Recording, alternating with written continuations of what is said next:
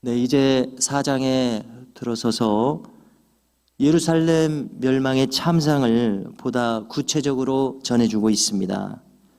예루살렘은 예전부터 황금의 도성이라고 불려졌다는 겁니다. 그 이유는 성전의 외벽이 황금으로 뒤덮여져 있는데, 그래서 저 동쪽의 감람산 쪽에서 해가 떠오르면 햇볕에 비치어 온 예루살렘 도시가 황금으로 빛나는 그러한 성읍이었다는 것입니다. 그런데 그 금빛을 잃게 되었습니다. 이것은 실제로도 바벨론에 의해서 성전이 완전히 무너져 버렸기 때문에 그렇습니다. 불순물이 없는 순금은 그 속이 비춰질 정도라고들 이야기를 하는데요. 저 성전이 무너진 것은 무엇을 상징하고 있습니까? 본래 유다의 백성들은 하나님의 백성들로서 거룩한 순금과 같은 믿음의 길을 가고 있었습니다마는 그 거룩함이, 그 깨끗함이 변질되어 더러워졌습니다. 불순해졌습니다. 그래서 그 빛을 잃고 참으로 탁해졌다는 것입니다.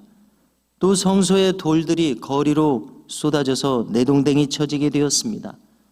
백성들의 처지가 그와 같았다는 이야기고, 예루살렘 성전이 완전히 파괴된 그 참상을 이렇게 설명하고 있습니다. 성물을 담았던 그릇은 거룩한 그릇이었습니다마는 이제는 변질되어 아무 것이나 닥치는 대로 담는 질그릇의 용도처럼 그 위상이 추락했습니다.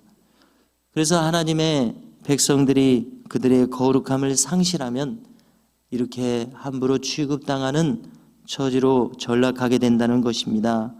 예수님도 말씀하시기를 맛있는 소금은 길에 던져져 버려지게 되지 않느냐고 말씀하시지 않았습니까?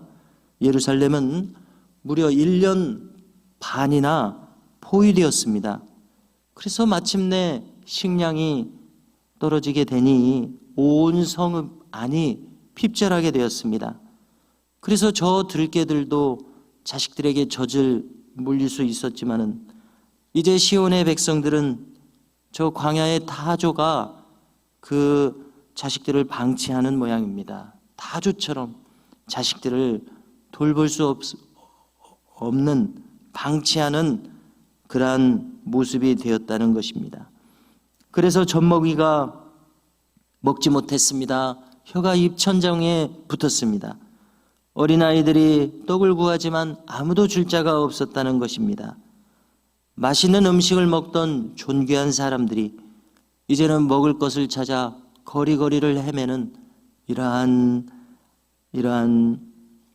안타까운 장면을 예레미야 선지자는 목격했습니다. 이전에는 붉은 옷을 입었던 사람들이었습니다. 호의호식하던 사람들이었습니다마는 지금은 거름떠미나 두르는 그러한 사람으로 전락했습니다. 모두가 소돔의 멸망을 잘 알고 있는 것처럼 사람들이 손을 대지 않았어도 멸망했던 저 소돔처럼 이제는 하나님의 딸인 유다와 예루살렘이 멸망하게 되었는데 그 죄악이 소돔의 죄악보다 더 무거웠다, 이렇게 말합니다. 그리하여 심판이 임하여 전에는 존귀한 자들의 몸이 눈처럼 희었습니다. 젖처럼 희었습니다. 산호같이 붉었습니다. 그 윤택함이 넘쳤고 귀티가 흐르던 사람들이었습니다마는 이제는 그들의 얼굴이 숯보다 검어졌다는 겁니다. 살가죽이 뼈에 붙을 지경으로 핍절했습니다. 막대기처럼 마른 자가 되고 말았습니다. 그래서 이제 예루살렘 사람들은 이렇게까지 말할 지경이 되었습니다. 차라리 칼에 죽은 자들이 줄여 죽은 자들보다 낫도다. 이제 성내에는 먹을 것이 없어서 사람들이 점점 쇠약해져 갔습니다. 그리고 마침내 오늘 읽은 마지막 10절처럼 가장 참혹했던 장면이 보고되고 있습니다. 그처럼 자비로운 부녀들이 이제 먹을 것이 없게 되므로 자신들의 손으로 자신들의 자녀들을 삶아 먹었다는 것입니다. 참 성경에서 가장 비극적인 장면이 아닌가 이리 생각됩니다. 예레미야 선지자를 통해서 이와 같은 참상이 생생하게 전해지고 있습니다. 우리는 질문을 던지게 됩니다. 어떻게 하나님의 백성들이 이처럼 비참한 모습으로 추락하게 되었습니까? 그것은 말씀을 버린 결과였습니다.